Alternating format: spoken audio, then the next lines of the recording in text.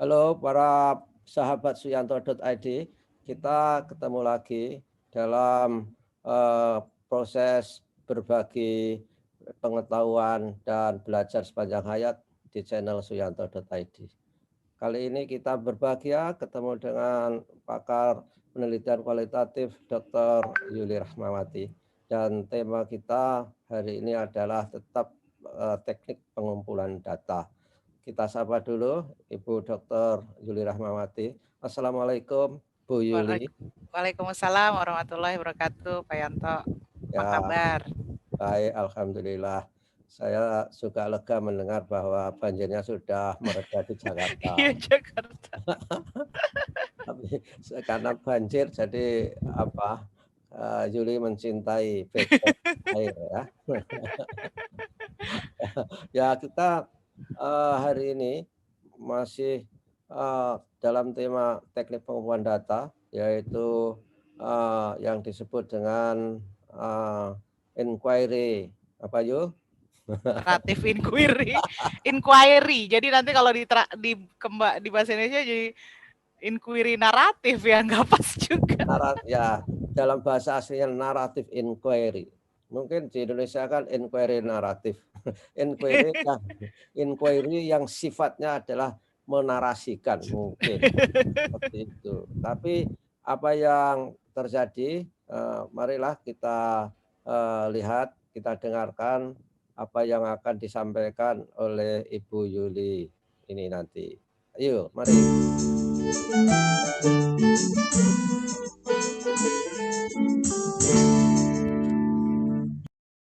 Ayo. Ya, terima kasih Pak Yanto. Alhamdulillah kita sehat-sehat ya, biarpun mungkin aktivitasnya pasti banyak sekali. Ya. Jadi salah satu metode penelitian atau teknik pengumpulan data, kita kadang kalau di bahasa Inggris dibilangnya jarang bilangnya pengumpulan data karena seringkali naratif degenerate itu dihasilkan dari proses peneliti sebagai sumber data gitu.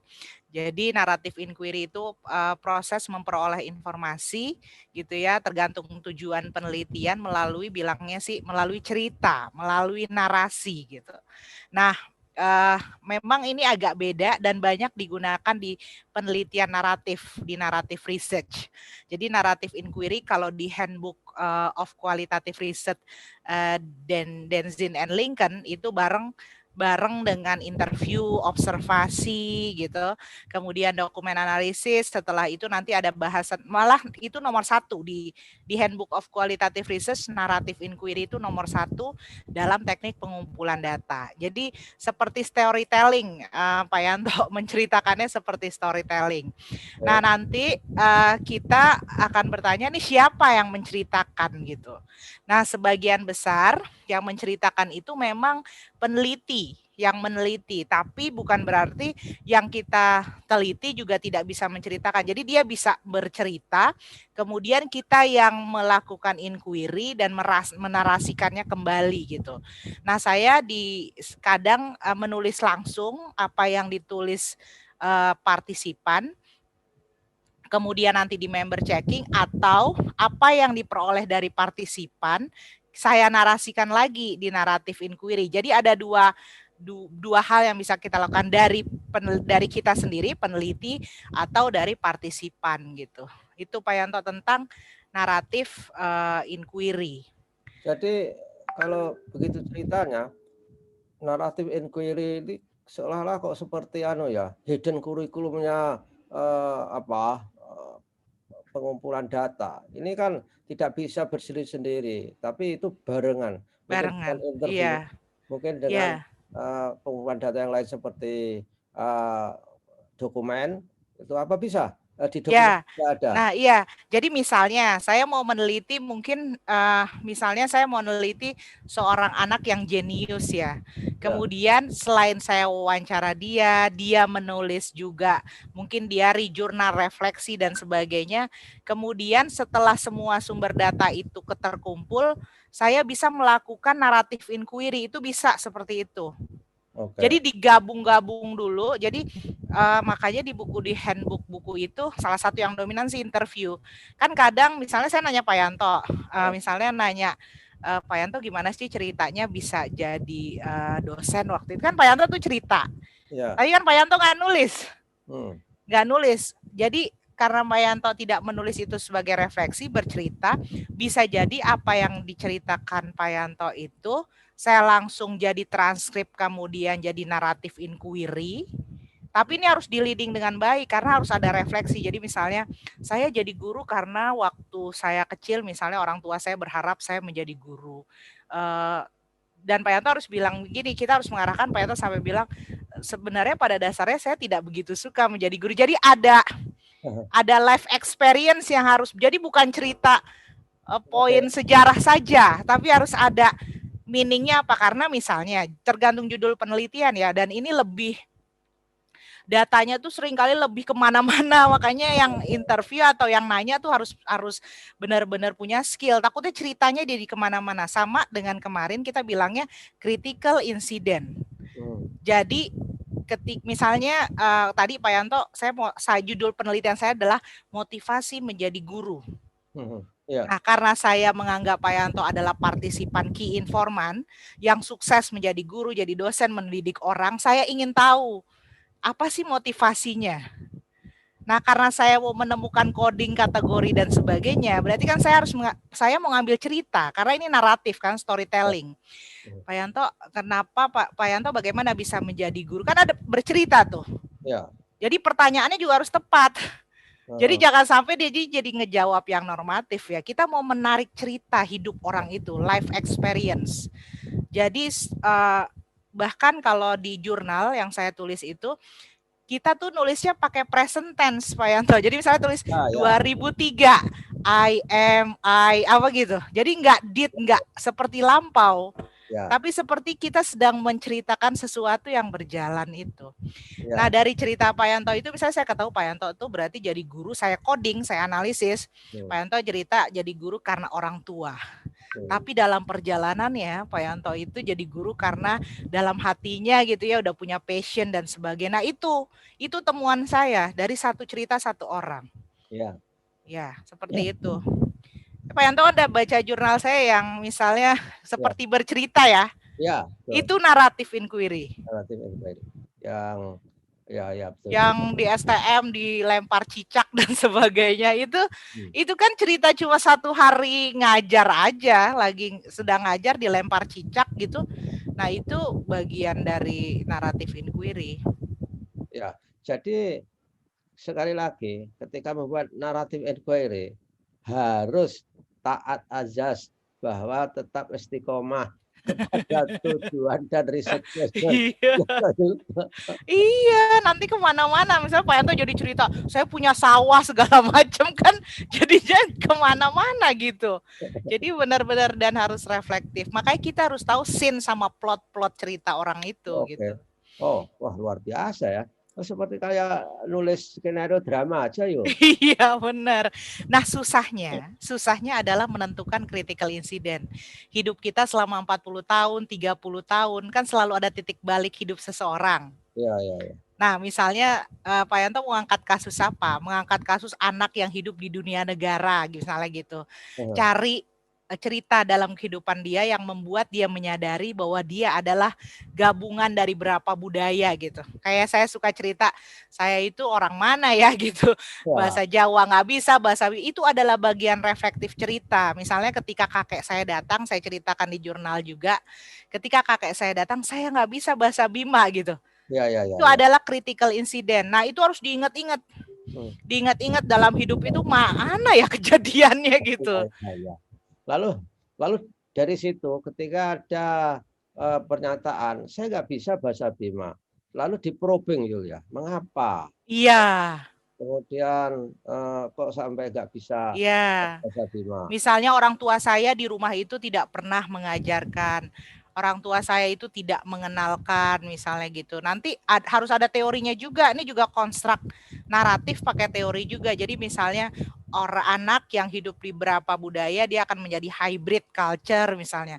Nah, itu makanya biasanya naratif ini appropriate ya, pas biasanya di bidang yang kayak history, antropologi gitu ya, education, psychology, yang social science itu pas digunakan karena ingin menggambarkan, kan tadi kalau kualitatif meaning making, makna gitu, proses gitu. Nah, yang sering kan kita kalau kuliah dulu ya Pak Yanto, apa-apa profesor kita bilang misalnya, ayo lakukan critical review.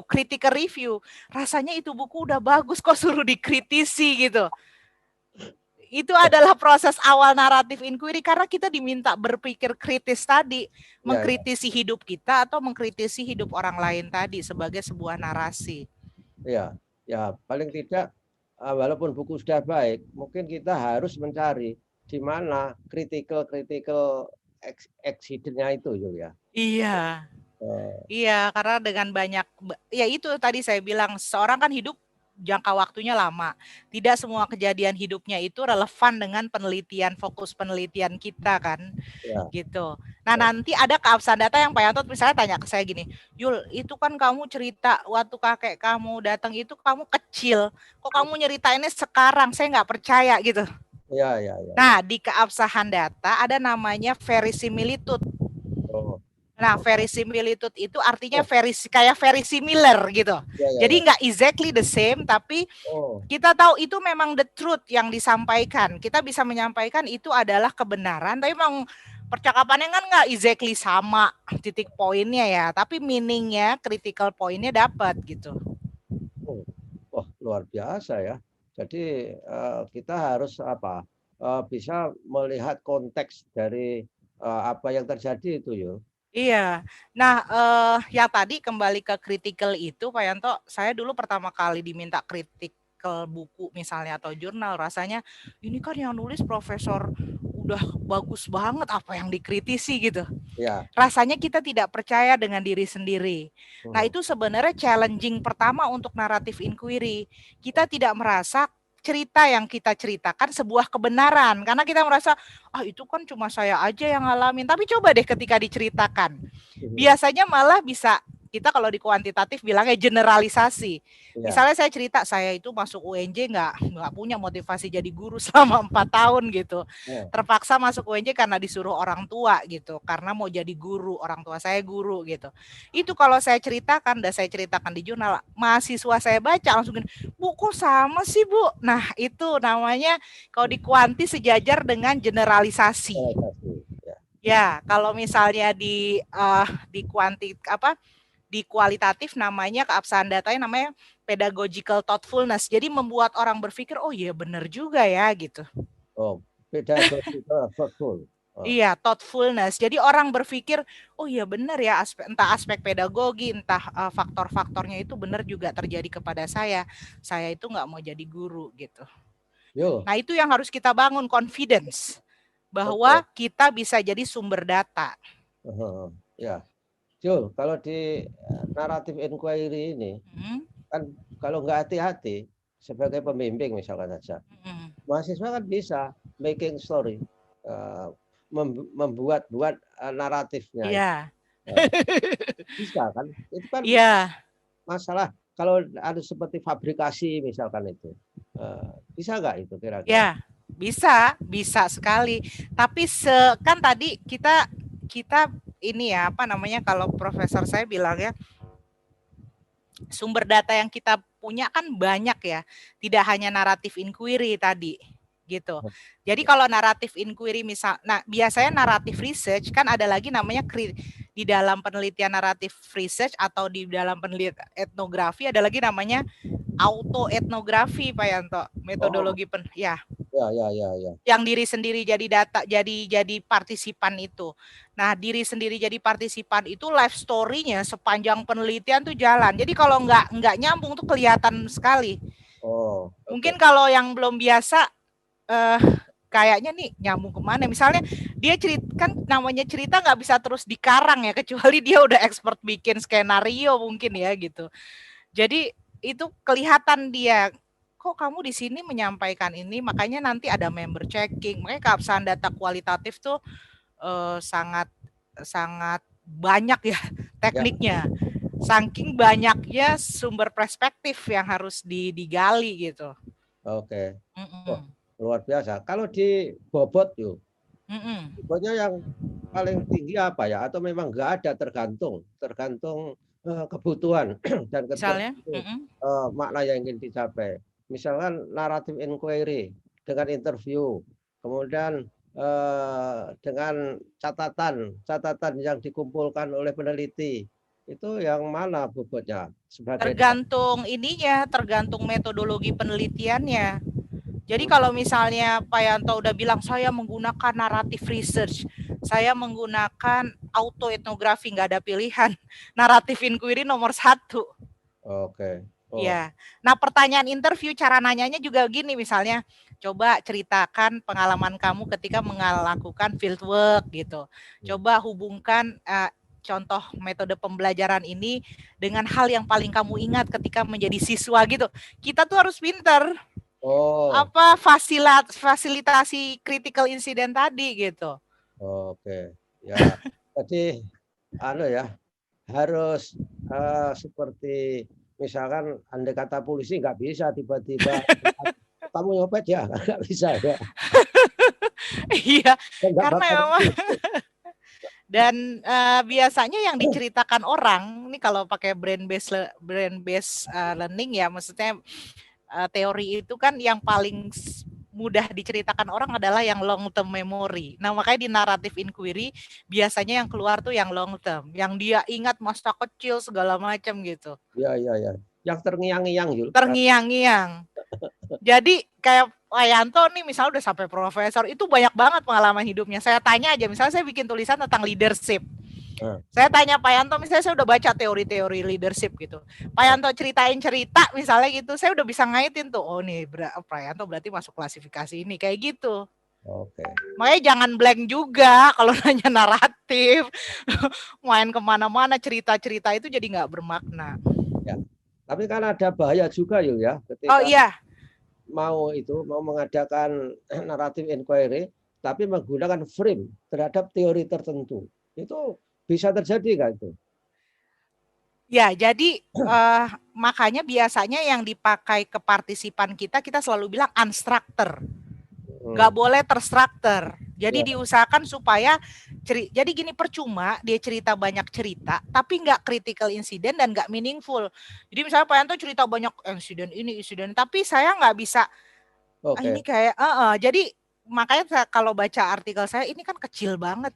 Yuli cuma ngajarin satu subbab mungkin 10-15 menit jadi satu critical incident. Nah, menemukan kejadian 15 menit ini makanya saya selalu bilang orang kualitatif harus sensitif. Kalau ngajar misalnya entah dia jadi observer, entah dia jadi aktif partisipan yang ikut mengajar gitu ya. Dia harus sensitif, anak yang kayaknya nih anak nih agak berubah nih. Misalnya kayak gitu-gitu. Nah, itu tuh harus peka dengan Oh, kejadian-kejadian yang ada di kelas itu gitu. ya.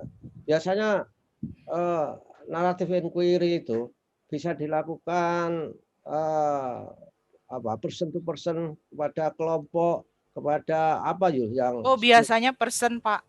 person ya. Iya, karena orang bercerita itu kan sangat individual ya. Biarpun misalnya gini, seluruh anak UNJ diwawancara motivasi jadi guru. Saya pernah tuh bikin tuliskan satu cerita dalam hidup Anda, kenapa yang membuat Anda ingin menjadi guru. Terus saya minta anak-anak taruh di blog ya. Itu satu-satu tuh cerita hidupnya beda-beda gitu. Satu kejadian dan itu sangat menarik. Maksudnya kalau sebanyak itu pun saya nggak sanggup menganalisis karena ternyata kajian lebih baik sedikit terus Alam. ini mendalam. Oh, iya, iya, iya, iya. Berarti apa? Kalau sense sensitivitas orang terhadap critical incident itu tidak baik, nggak jadi Iya, naratif. nggak jadi naratif. Makanya biasanya kalau kita publikasi jurnal, pas dia baca naratif kita, dia tuh bisa udah baca ini meaningful apa enggak, dalam atau enggak gitu. Ya. Kalau Makanya yang itu kalau di artikel bisa satu halaman sendiri. bukan masalah banyaknya ya, tapi kita berusaha memberikan reviewer gambaran tentang kedalaman perspektif kita, kedalaman cerita kita untuk satu kejadian tadi untuk mengkaitkan dengan tujuan penelitian kita gitu. Kamu pernah dengar nggak yuk orang membaca naratif insiden critical incidents lalu memiliki emotional attachment sehingga menangis, meneteskan air mata, gitu bisa nggak? Bisa, itu penguji saya. Jadi kan dia tidak beragama. Kemudian saya ada yang itu cerita tentang Islam, religious identity. Terus di feedback dia sampai bilang, saya tuh sangat merasakan begitu kuatnya pengaruh religion, pengaruh Islam dalam hidup kamu gitu. Membaca cerita kamu, dia sampai begitu. Saya kan cerita waktu kecil gimana orang tua saya, misalnya kalau kita bahasanya memaksa kita sholat jamaah gitu loh Pak Yanto ya kan, memaksa kita, ayo anterin makanan ke tetangga gitu, itu kan udah dari kecil dididik seperti itu. Setelah besar saya baru menyadari, nah itulah bentukan-bentukan orang tua saya terhadap saya. Tapi kan itu tidak bisa dilakukan kalau saya tidak dipaksa untuk melakukan naratif inquiry, melakukan refleksi. Karena saya harus mengeksplor religious identity saya sebagai seorang guru muncul dari mana? Ternyata dari pendidikan keluarga. Oh, jadi bikin terharu. Bikin terharu. Ya mudah-mudahan sih dia nggak jadi ateis ya. Tapi dia, oh ternyata begitu ya, seseorang yang sangat percaya kepada Tuhan. Itu saya sampai tidak ada revisi, disertasi saya tuh nggak ada revisi sama beliau. Dan ya maksudnya dia profesor terkenal dari UK dan kebetulan ateis ya. Hebat itu Yos. Gara-gara cerita. Jangan salah jadi mu'alaf Yos. Iya. Biarpun orang kadang bilang begini, saya nggak suka baca cerita. Tapi pada dasarnya semua orang adalah, kalau di bukunya di buku kualitatif research dibilang sebenarnya setiap orang itu pandai bercerita gitu, storytelling life-nya gitu. Ya persoalannya hanya tipe orang yang introvert atau iya. Apalagi kalau udah jadi guru, kemudian dia bisa bilang, saya nggak bisa bercerita lah, orang guru kerjanya bercerita di depan kelas. Itu namanya fenomena apa ya? Karena memang yang tadi saya bilang, pengalaman saya dipaksa mengkritisi, dipaksa mengeluarkan apa yang ada di dalam diri saya. Saya merasa shock gitu kuliah seperti itu Pak Yanto. Maksudnya kok maksudnya kita dipaksa pertama percaya diri, mengekspresikan apa yang kita pikirkan. Ternyata pengalaman kita berharga untuk sebuah data di penelitian tuh nggak pernah kebayang gitu. Kita kan biasa kalau meneliti datanya dari orang lain. Tiba-tiba kita dipaksa datanya juga bisa dari diri kita. Nah itu luar biasa sulit tuh nulisnya. Saya cuma punya tugas 1 halaman sebenarnya, tapi itu berminggu-minggu ngerjainnya, dikasih waktu 1 bulan untuk ngumpulin reflektif naratif inquiry diri sendiri. Oke. Tapi harus fokus ya, misalnya mau ngambil apa? Mau ngambil pengalaman di lab, mau ngambil pengalaman motivasi tadi mengajar atau apa gitu.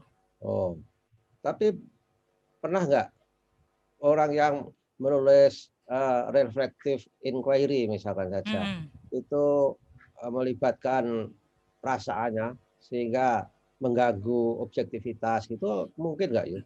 Diri sendiri maksudnya? Ya. Malah itu disuruh begitu Pak. Diminta untuk melibatkan emosi. Oke. Dengan berharap ketika kita melibatkan emosi mendalami cerita kita, orang lain juga akan mengalami hal yang sama. Makanya di naratif inquiry dibilangnya naratif inquiry adalah teknik pengumpulan data yang paling thick description. Di samping kalau wawancara, karena dia fokusnya kecil tapi sangat mendalam gitu. Nah, tapi memang ya itu tadi ya, misalnya bahkan kalau bagaimana menceritakan itu yang paling sulit ya kan. Kalau kita cerita inti-intinya saja nggak kena di hati, karena memang tujuannya naratif inquiry yaitu me-engage partisipan supaya partisipan terbawa berubah, karena prinsip dasarnya naratif tadi kan reflektif, orang jadi reflektif, jadi lebih baik, deep meaning, reflection, segala macam. Kalau begitu itu pikiran mendadak saya, kalau begitu novelis itu mungkin lebih gampang dilatih untuk melakukan reflective inquiry. Iya, nah, benar. Dan lebih gampang melakukan naratif research. Tinggal dia fokuskan aja mau penelitian tentang apa gitu. Nah, rata-rata jurnal naratif research ini jurnal di Scopus tuh level 1, Pak Yanto. Q1. Karena biasanya naratif inquiry juga menghasilkan teori yang dikonstruksi dari pengalaman seseorang. Ya, jadi disitulah yang dibilang generate data itu ya. Iya. Karena sulit juga, karena sulit, nggak semua orang bisa. Kemudian selanjutnya karena dia tuh karena pengalamannya sangat unik, seseorang tuh sangat unik, seringkali menjadi hal yang baru yang bisa dikontribusikan ke dalam ilmu pengetahuan. Makanya ada publikasi saya yang satu jurnal itu dianalisis lagi jadi jurnal baru. Ada 2 jurnal baru menganalisis jurnal saya. Karena itu menggambarkan pengalaman hidup saya gitu. Yuli, ditulis namanya. Yuli itu memiliki pengalaman hidup gitu-gitu. Lucu juga baca jurnalnya mereka. Jadi ngebahas saya gitu. Bagaimana dia struggling dengan perbedaan budaya dan sebagainya. Luar biasa itu. Jadi kalau suruh menggambarkan bagaimana orang yang hidup tadinya sengsara, miskin, terus jadi kaya, itu luar biasa kayanya. Iya benar. Tapi kalau orang yang biasa berpikir kuantitatif, angka, objektif dan sebagainya ini nggak bermakna. Jadi dianggap apaan sih cerita-cerita gitu ya. Karena memang kita belum nyampe ya di Indonesia, kayak belum nyampe tipe penelitian begini. Di luar sana sih udah jalan dan ada jurnalnya sendiri. Ya ada tempatnya ya, ada platformnya. Di sini dianggap bukan penelitian itu. Iya, bukan penelitian. Karena cerita saja. Iya. Karena nggak ada signifikansinya 0,5. Benar.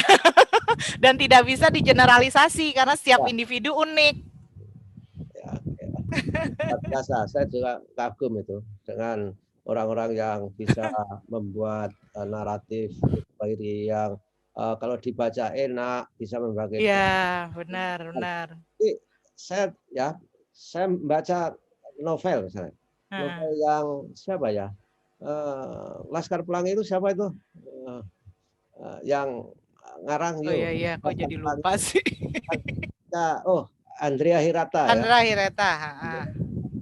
Dia bagaimana bisa menggambarkan ke daerah-daerah. Itu kan pengalaman hidup dia, ya nggak? Makanya saya itu sampai merasa ikut juga membau daerah kumuh itu yang banyak bercampur antara ikan-ikan kering tertumpuk-tumpuk di sampah itu luar biasa. Nah, di kualitatif itu namanya thick description, rich and thick description itu keabsahan data juga.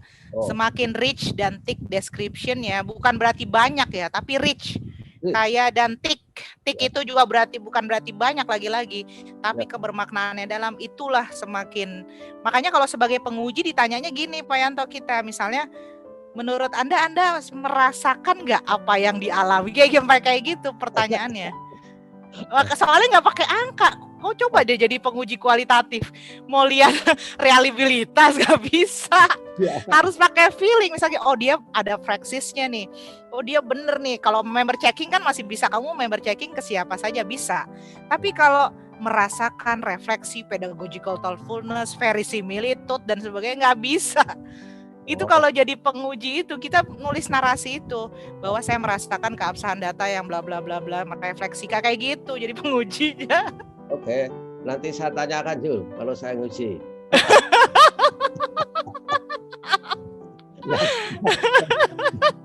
Yang dengarkan video kita ini kebetulan mahasiswa saya itu. Bagaimana kamu? Wah, luar biasa. Oke lah Yul, saya kira sudah banyak hal yang disampaikan. Terima kasih ya Yul. Terima kasih Pak. Mudah-mudahan bermanfaat. Insya Allah bermanfaat ini dan menginspirasi. Mudah-mudahan kita selalu sehat. Sampai ketemu minggu depan di episode ke-6 yang tentu saja ini akan lebih dahsyat lagi bagaimana tentang penelitian kualitatif itu. Terima kasih. Assalamualaikum warahmatullahi wabarakatuh. Waalaikumsalam warahmatullahi wabarakatuh.